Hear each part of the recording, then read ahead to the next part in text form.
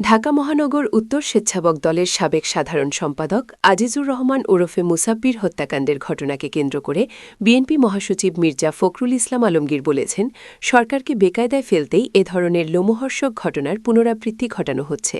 তিনি বলেন, এসব দুষ্কৃতকারীদের কঠোর হস্তে দমনের বিকল্প নেই।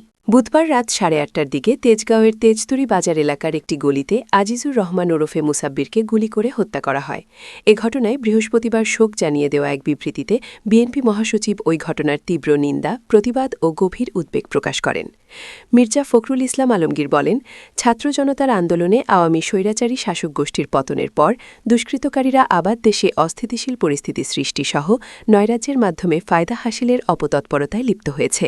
দুষ্কৃতকারীদের নির্মম ও পৈশাচিক হামলায় ঢাকা মহানগর উত্তর স্বেচ্ছাসেবক দলের সাবেক সাধারণ সম্পাদক আজিজুর রহমান মুসাব্বির নিহতের ঘটনা সেই অপতৎপরতারই নির্মম বহিঃপ্রকাশ।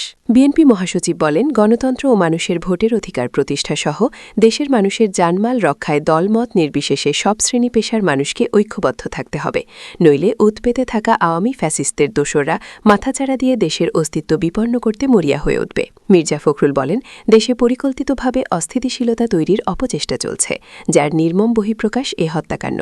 বর্তমান অন্তর্বর্তী সরকারকে বেকায়দায় ফেলতেই এ ধরনের লোমহর্ষক ঘটনার বারবার পুনরাবৃত্তি ঘটানো হচ্ছে।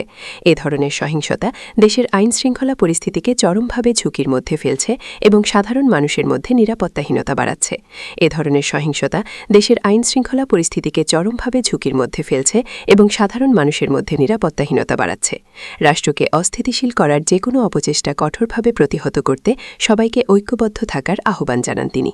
শোক বিবৃতিতে বিএনপি মহাসচিব আজিজুর রহমান মুসাব্বিরকে হত্যাকারী দুষ্কৃতকারীদের অবিলম্বে গ্রেফতার ও দৃষ্টান্তমূলক শাস্তির জোর দাবি জানান।